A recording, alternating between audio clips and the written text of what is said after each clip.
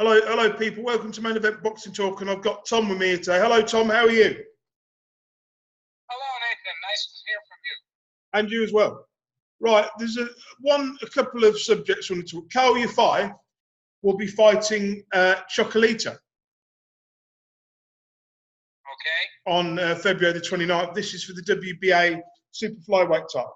This is a very intriguing fight. What do you think? Well, it is intriguing because I feel Chocolatito's best days are behind him. He's been in several wars, and I believe he suffered from it. So I'm looking at this like a crossroads fight for him, but I believe he's coming down in weight a little bit, which may be better for him. We'll see. I mean, he suffered a couple of bad. He suffered that bad knockout against the former Thai champion, Charr. And prior to that, he was in a couple of other wars. Don't forget, at those lighter weights, his style of fighting is to go all in, and he's a great fighter, but I think he's probably a little shop-worn by now. We're going to have to wait and see how he does in this fight. What do you feel about it? Let me just look at Carroll Yafai's record very quickly while I'm here. Right. See one more time. Let's have a look.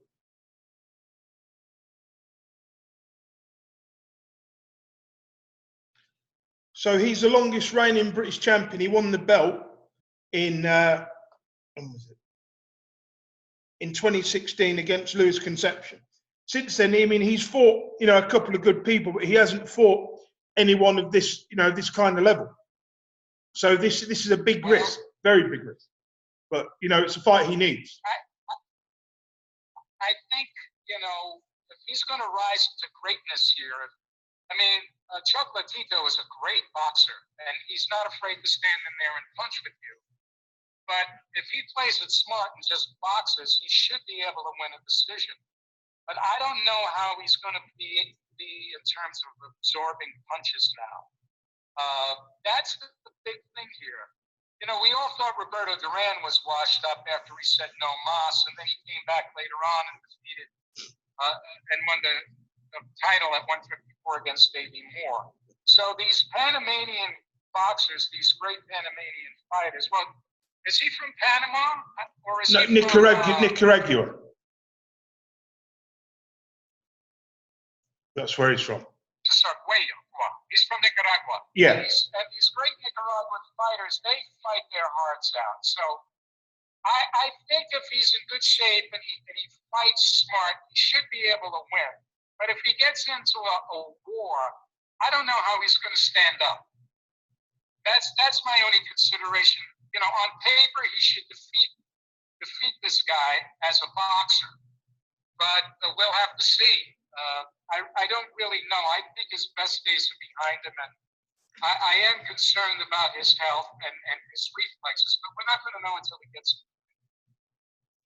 I feel that he's either going to be what David Haye, like he's going to be a David Haye type situation, or he's going to be in a Pacquiao situation. We just won't know until he gets in there. It's a great fight. Well,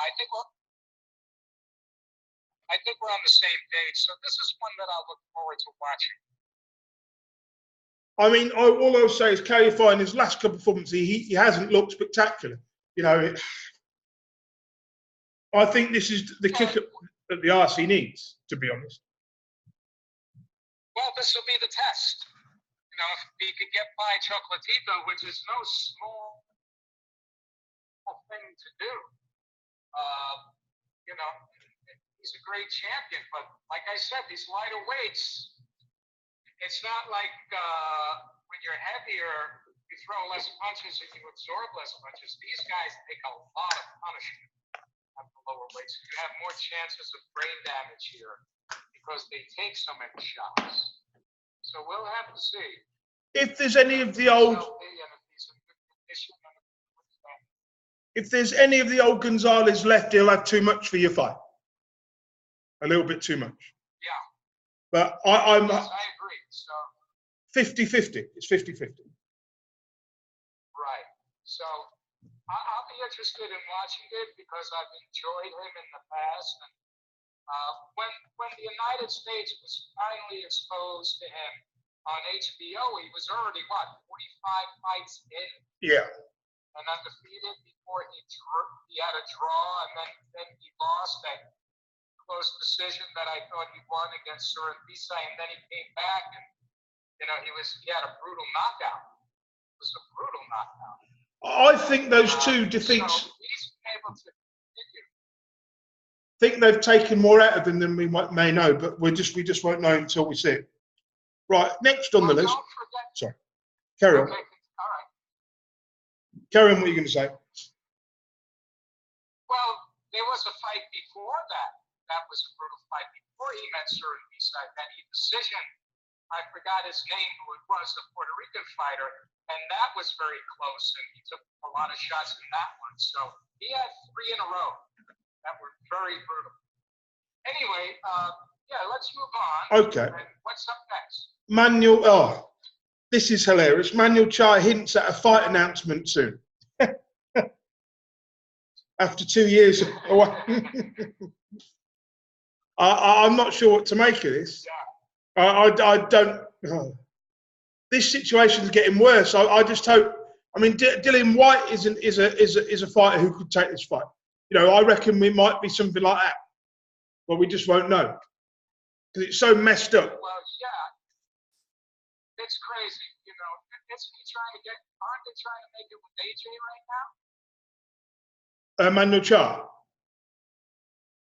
Yeah, Charr and AJ, right? Not as far as I know, but what they're trying to do is they're meant to get him a fight with Trevor Bryan. We don't know what's going on with that because he's the interim. Then obviously Frezequenda is owed a title shot from 3 years ago.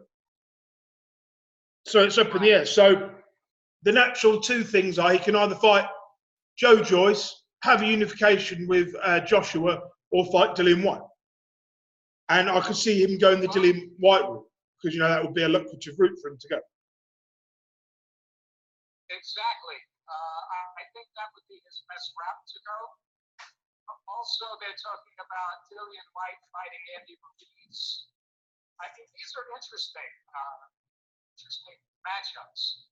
So, Emmanuel Charr, well, he's no pushover. No, he's not. He's not a pushover. He's a big, strong guy, so he's risky to fight.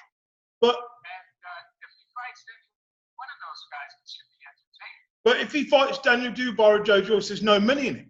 He has to fight one of the slightly, you know, bigger pay-per-view stars like a Joshua or a Dillian Whyte, you know, to get his career's work. Because he's not going to be around much longer with his age. He's 34. You know, he's not going to be around much longer at that level. Well, but then again, he hasn't been fighting a lot too. So he's except for when he fought Klitschko, he hasn't taken a lot of punishment. Not really, but about 4 years ago, he did get shot and he did have a double hip operation. So, you know, so this is one of the problems. I just think 2 years inactivity in your 30s is no good. I agree. I think. Well, any of those fights will be entertaining. I think he's got to take the money fight. I'd like to see him fight Dillian Whyte. I think that would be an interesting fight. But I'd pick Dillian to win it by a knockout. I would like to see that. You know, Dillian needs a title shot. You know, people are avoiding him, I believe. AJ doesn't want to fight him again. There's no chance right now of Fury or Yafai Wilder. But here's a chance for him to get a more or less guaranteed easy belt. It's sitting right there in front of him. You know, it's like saying to a dog, "Here's your dinner. Come and all you have to do is come and get it." You know, that's what it's like. That's the analogy I use. Or maybe that's just. I like that analogy. It's like I am Manuel Charr. I have this belt. You can kick my ass if you can buy my belt off me if you pay me enough money. You know, he should be looking at the money. You know, not whole. He could make if you could make 4 million or 3 million off fighting, 5 million fighting Joshua or 2 million fighting Whyte, it's worth taking, I think. Do you, on a aside here, do you think Fresquendo would actually get a match with you that you could take that match? It depends on the money. If I don't see any money in that. if he's smart, he will wait for someone like Whyte to win the title, then fight a Fresquendo. You know, why not strip Manuel Charr and give the belt a vacant fight against put Charr in champion in recess, then give him a shot against Quigg. But that will never happen. Yeah, you know, really, I think you're totally right. I think it's going to come down to where the best bang for the buck is for him. And because he may just be ready to cash out. Which is what he should do. You know, he's had a good career. He's won a world title. He's achieved far more than anyone expected him to. You know, so why not cash out and retire happy? You know, That's logical. Yeah. But I think he wanted someone like a David Hay. You know, someone like that. Well, you know, that would be probably an easy fight for him. Or even Derek Chisora could probably, you know, pull him. But I don't think they'll do it because he's too low in the rankings. He's like 9 or 10. But they could still put him in as a voluntary title defense, you know. I think Charr against Chisora would be good fun. Right. Chisora is always dangerous too. Yeah. Right, we'll move on to the next thing. Apparently, Eddie Hearn has made a big money offer for Andy Ruiz Jr. to fight Whyte. That would be a mistake on Andy's part, wouldn't it? I believe, even though I think he would win. I don't think it would be a big mistake. I think that at this point, Andy Ruiz has to, you know, his marketable value has gone up.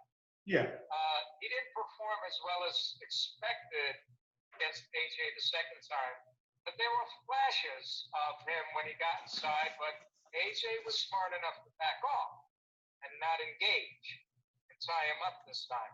But I think style-wise, I like that fight, and I like that fight for AJ.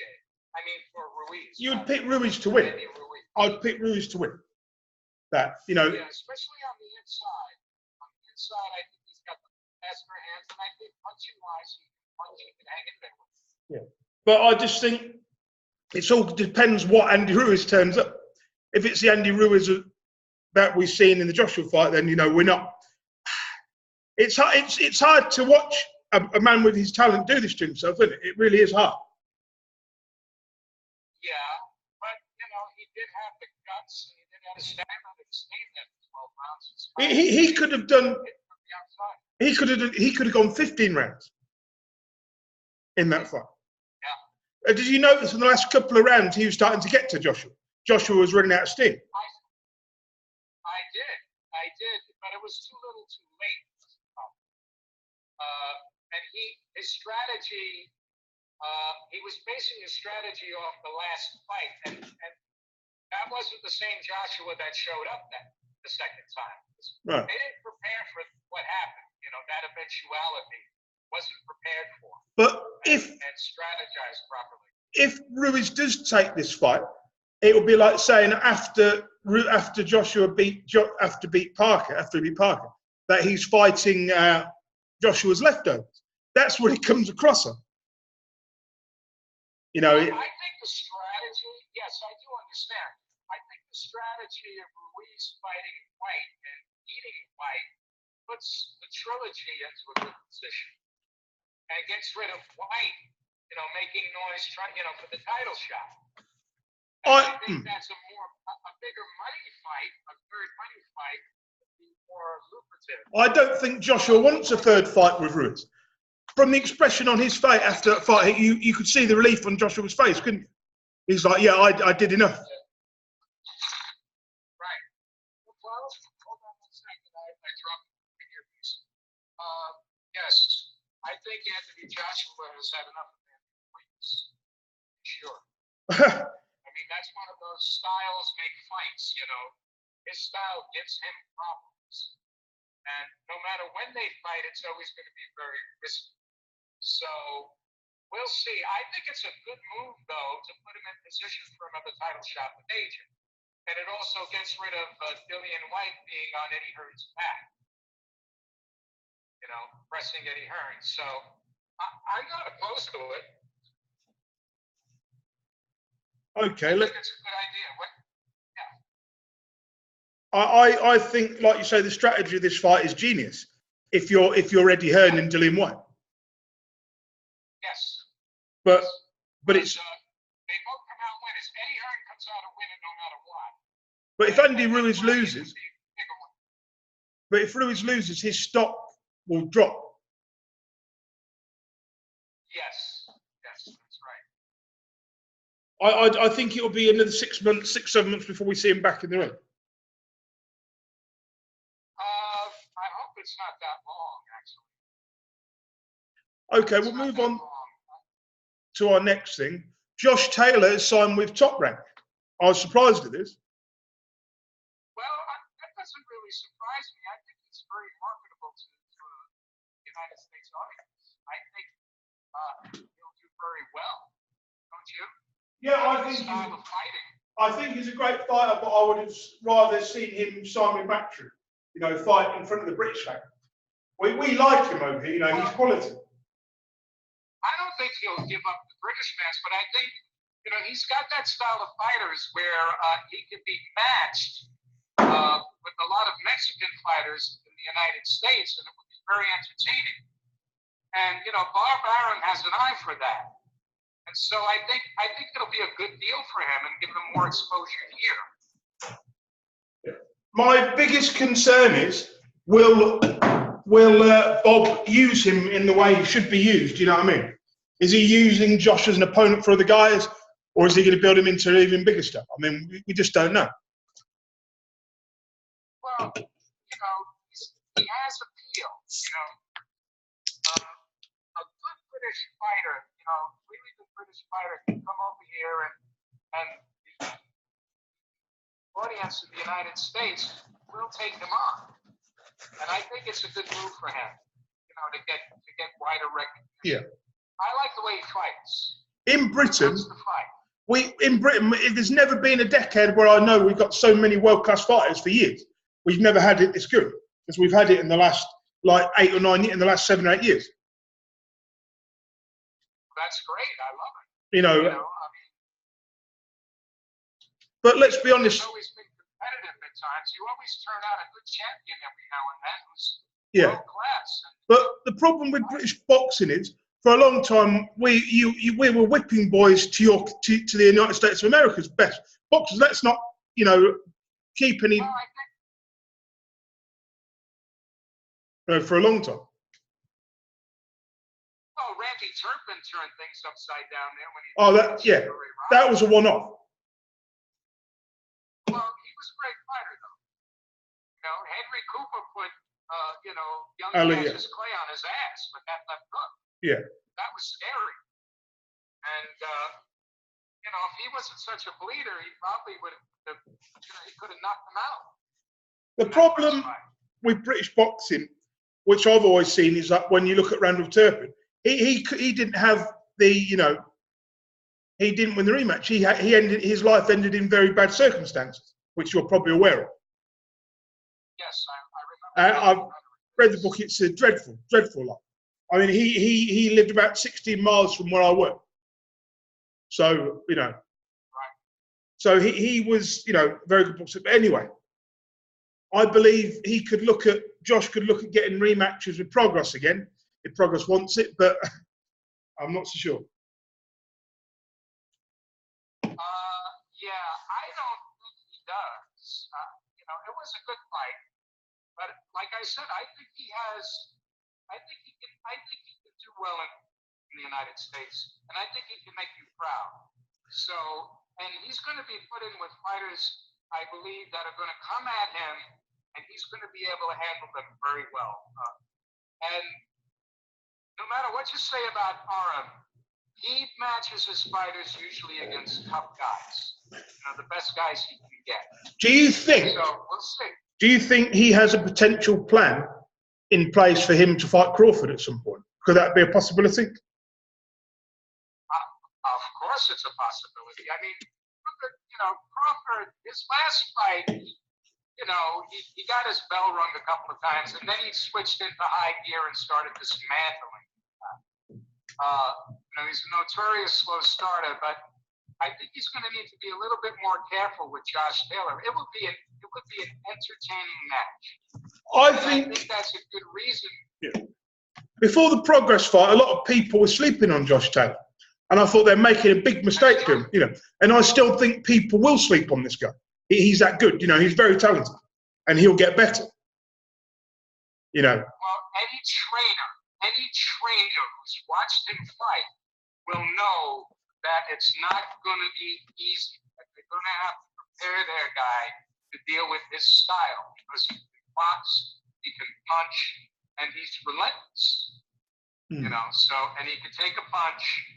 And so, Progress, I thought that Progress was about 4 more fights away from really being 4 or 5 more fights away from being an elite fighter, because he had some defense issues. He relied a lot on his power, but he was susceptible to a good right cross. And so I wasn't surprised when he lost. I think after a few more fights, I think maybe there should be a rematch.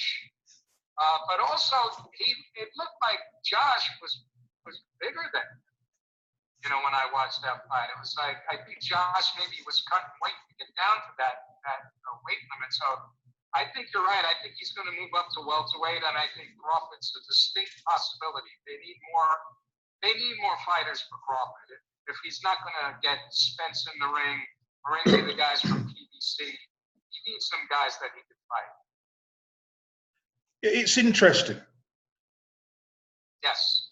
Right, let me see what else is next. David Price eyes a clash with Lucas Browne. I like this fight. The intrigue of two journeymen like this fighting each other. Yeah, that could be entertaining, because of the styles and the age of Lucas Browne and David Price's size and reach, if he could withstand the punching power. Because let's face it, Lucas Browne can punch. Oh yeah, hell, he can punch. Yeah. But he can hurt you. But Lucas Browne can also be hurt as well. He's not got the best chin. Lucas Browne. Yeah, well, Whyte did a number on him, didn't he? Oh yeah. But Whyte took a while to get him out. I mean, he absorbed some very vicious shots from Whyte before he finally KO'd him. It's not that he doesn't have a good chin.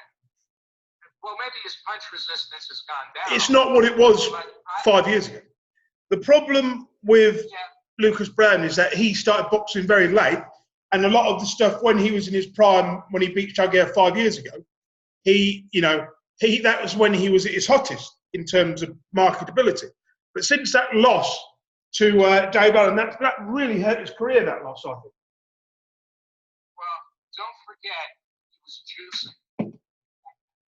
I know, yeah. And he wasn't getting caught, with the PEDs, and then he got caught. What was he, suspended for a year or something? Yeah, and dropped from the WBA rankings. Yeah, so then after that, when he came back, he was out of shape.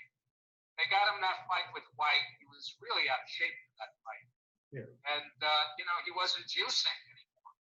And so when I looked at him in the ring, I was like, I don't know what's going to happen here, but he didn't look good. So that's why the fight's intriguing, because you're right, they're journeymen now. But the problem is, Lucas Browne, I watched Lucas Browne's last fight. He fought a guy who was a very low-level guy, and he was hurt in the second round. And then he got the guy out of there barely in the third round. He looked awful. And then That's true, I remember that. David Price has looked okay. That win over Dave Allen was a big win. And then also his fight, he got a couple of easier lower-level fights before that. But when he fought Chisora, let's not forget, he was fighting a guy who's a world-class fighter in Derek Chisora. That's true. So, are you going to go with? I'm going to have to go with David Price, because I think he's got a little bit more to give than what Lucas Browne has. The only difference is he hasn't got as good a fuel tank as Lucas Browne, and his chin's not as good. But if he can, but Lucas is susceptible to punishment. So I could see him jabbing him, I could see him stopping him mid-rounds. Well, here's what my assessment. If Lucas Browne can get to his body from the beginning, it's going to be a long night for Price. Because if he can pound his body really hard, then he's got a chance of taking him out. So, because I don't think Price does well when he's under body attack. Yeah. So we'll see what happens there. I think the key to this fight is who's going to go to the body and who's going to be able to get to the body early. And who's going to land first? Yeah, because then who's going to weaken first, and then you're ready for the KO. You would have to say Price will weaken first if he doesn't fight the right start. That's true. I agree. So if Lucas can bang the body and put pressure on him and keep his short a distance, I think that Lucas can win this fight. But he better be in good shape and be prepared to do that. But at his age, it's going to be tough to avoid a long jab for a while. Yeah. But if you get under it or around it, bang that body from the side to the ribs and to the liver, he can knock him out. But I think Lucas is faded so much, I don't think he'll be able to get past that jab. I just think Price will pepper in the jab and he'll take him out. I just think Browne is too long in the tooth now. I mean, he's fought guys that are much worse than Price and look terrible. He's not what he was. Neither is Price. All right, so let's call it on Price and see what happens. Okay. Let's see. I'll go with you on that one. We'll go with Price. I mean, on paper, it should be that way. Okay, our next thing is Kownacki is fighting Robert Helenius on the 7th of March. This is a good fight for Kownacki, I think. Even though, I think so too. Even though what? Helenius got knocked out by Washington. Yeah. It's an okay fight. I think Kownacki is he just keeps coming and keeps punching. His intention is so strong when he's in the ring. He does not want to lose. And doesn't he spar once in a while with Deontay Wilder, or did he? Jarrell Miller. Right, Jarrell Miller. Who So that's going to be interesting. I'm going to go with Kownacki on that. But I think we're going to see it. If he wins, he's getting close to a title shot soon, I believe. When the smoke clears. I worry about Kownacki because he's got no defence. He's never had any defence. He's always eating punches, and he's got a high work rate. He's one of the highest, high work rates in terms of throwing punches in heavyweight boxing at the minute. Yeah, but that's what makes people want to watch him. He walks through that stuff. But he's going to have to be careful when he fights somebody who can actually. Like his war with Areola. I mean, Areola was well past his sell by then, but he still gave him a hard fight. Oh, yeah. I never thought Areola should have been at heavyweight. I always thought he should have been at cruiserweight. I thought, he was carrying a lot of extra weight he didn't need to have. Do you remember Do you remember when Areola lost a load of weight about 6 or 7 years ago? He lost a load of weight. He looked great. Right. That's what I'm saying. But he could have pushed the tacos away. You know what I mean? He could push himself away from the dinner. But, I mean, Areola's been around a lifetime. He's been around for a lifetime. Yeah. And I admire him. He's been in some wars and he's put up a good fight. And, he's got a lot of guts. But at this point, campaigning at heavy, it's dangerous. Problem, I mean, Kownacki kind of reminds me of an old Areola in some ways. When he was coming up, Areola was beating a few people, weren't he? Then he got his title shot against Vitali. Then it went wrong after that. But yes, I am. Can you hear me? Can you hear me? I got you now. Can you hear me? Yeah. Yes. Can you hear me? Yes. Okay, continue. Yeah, he reminds me of Areola in some ways. He was coming up, he was beating, Areola was beating all these people, And I just think at some point very soon, Kownacki will lose once he gets to the top five. Yes, if he doesn't correct his defense, I agree with you. Yeah, he's got to correct his defense because once he gets in with the heavy hitters, that's going to be a problem. He may get busted up, he could get cut, he could get knocked out, but we'll see. So I'd pick Kownacki to win this in about 7 or 8 rounds, purely because of yes, I agree. Because Helenius is very negative in the ring. He always has been. We'll see. I think that's correct. I think we'll see it go that route, and then it'll be entertaining and it'll be fun to watch. Okay, let's move on to something else. Layla Ali names Price to end 13-year retirement amid Clarissa Shields' row. Apparently, they've had a massive row. Well, I don't think she'll actually come out of retirement. 13 years is a long time, man. It's not like 4 years or even 5 years like Sugar Ray Leonard. 4 years. That is just crazy. I don't think first of all, she's going to have to get in shape, and then she's going to have to drop weight. I think that's just a publicity stunt. I don't think it's going to happen. I think Shields is not. I mean, if you look at some of these great women fighters, I think Shields is very good.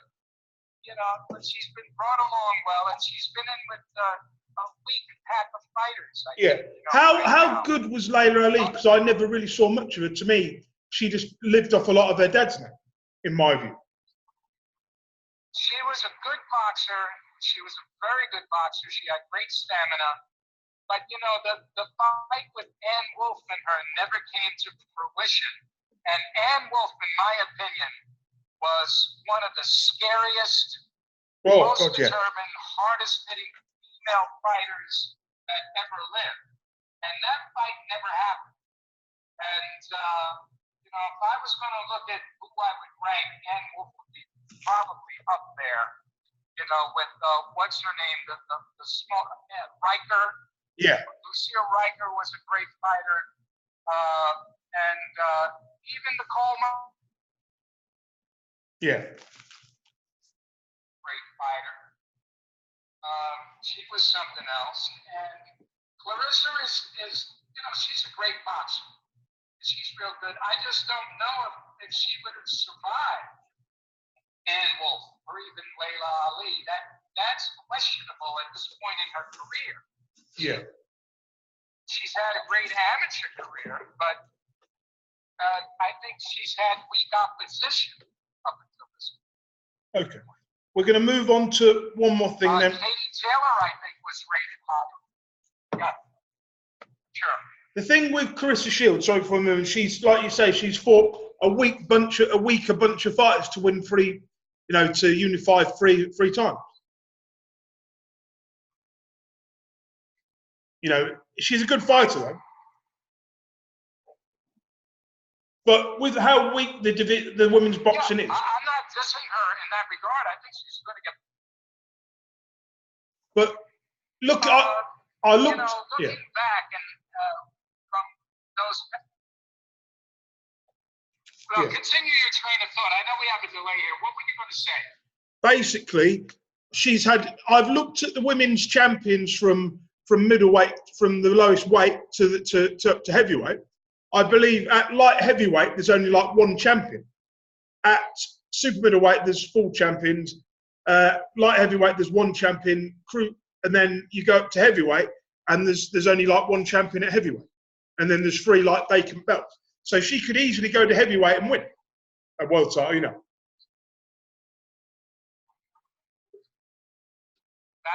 That's a big jump for her, though, isn't it? Yeah, but I think she could do it. I mean, God bless her if she can. Right, let me see what else there is. What else is there? we'll go to our final thing. Scott Quigg is going to be fighting John O'Carroll on March the 7th.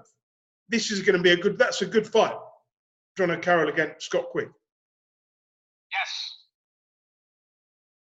Oh, that'll be a good one. That'll be a barn burner. I think Quigg will win. What do you think? I believe it's a fight he should win, but it's also this is a very dangerous fight for him because John O'Carroll's been on a good run, and I think he's got a bit better, whereas Quigg is on the slide a little bit. So again, this is like this is a 60-40 fight in Quigg's favour. Let me just look at Quigg's record. Well, where is it taking place? In England? Yeah, Manchester Arena. Let me look at the card and then see what else is on that card. Is Ricky Hatton training him? I believe he is, yeah. So basically, this card is headlined by Callum Johnson. He's fighting for the European light heavyweight belt against Igor Makin. So I'm just going to look at John Carroll's record quickly. He went on like a tear of like a good 6 or 7 wins in the last 3 years. Then he lost to Tevin Farmer in a not close fight. Then he beat some other guy. If he can beat Scott Quigg, he can look at getting another title shot. Let me see what weight this fight is at. Let's see what this weight. This is a super featherweight. Right. So that's what, 130, right? Yeah. And then let me see what his last fight. I believe that. I mean, this is a good fight. But Scott Quigg has gone up, through the weights. Obviously, when he lost to Frampton, he went up to featherweight for about 5 fights, and now he's fighting at super featherweight. I believe him at super featherweight is a bridge too far. Well, I like the way he fights with a lot of heart. I believe I did see that loss to Farmer a couple of years ago. So I'm going to favor him in this one. Yeah. And hope that he wins. I'd like to see him try again for the title. But like you said, it may be a little bit too much at this point. But I'd like to see him take it and see where he goes from there. I think it's a big risk. Big risk for Frank. No reward. At some point you got these crossroad fights. You got to take them. I think for Quigg to go up 2 weights, whenever he loses the fight, he always goes up a weight. I mean, he killed himself to make the featherweight limit, when he fought Oscar Valdez a year ago. And, we'll see how he gets on. But the problem with Quigg, he's never had good defense. He's always been easy to hit. Yeah, I know. So, yeah. That's what makes for entertaining matches, And Carroll has improved a lot over the years. Right, we'll end it there. I'm just going to stop recording, and then we'll continue talking. Sure.